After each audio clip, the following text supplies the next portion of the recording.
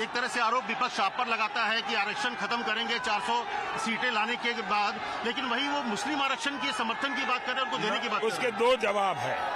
एक, भारतीय जनता पार्टी के पास, एनडीए के पास 2019 से 2024 हमारे पास करीब 400 सीट थी।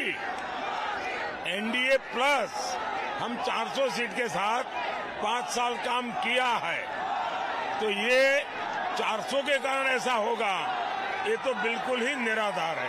दूसरा, ये बार बार इसलिए बोलते हैं कि उनके पेट में पाप है और लालू जी के मुंह से निकल गया है कि वे मुसलमानों को आरक्षण देंगे। इतना ही नहीं, पूरा का पूरा देंगे, मतलब एससी, एसटी, ओबीसी वो आरक्षण भी छीन करके मुसलमानों को देंगे।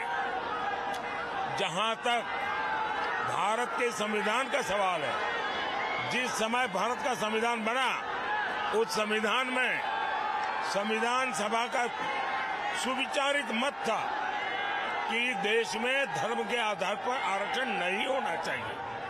बाबा साहब अम्बेडकर, पंडित नेहरू भी धर्म के आधार पर आरक्षण के विरोधी थे।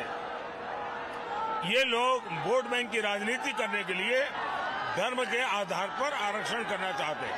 कर्नाटका में उन्होंने रातों रात सभी मुसलमान को ओबीसी बना करके ओबीसी का जो अधिकार था वो छीन लिया। और मेरा स्पष्ट मत है, देश की जनता ये संविधान का अपमान नहीं सहेगी। देश की जनता बाबा साहब अम्बेडकर का अपमान नहीं सहेगी। और जहां तक मोदी का सवाल है, मैं जब तक जिंदा हूं, मैं धर्म के आधार पर इस देश को बांटने नहीं दूंगा। धर्म के आधार पर आरक्षण के नाम पर देश को बांटने की हर साजिश को मैं खत्म करूंगा।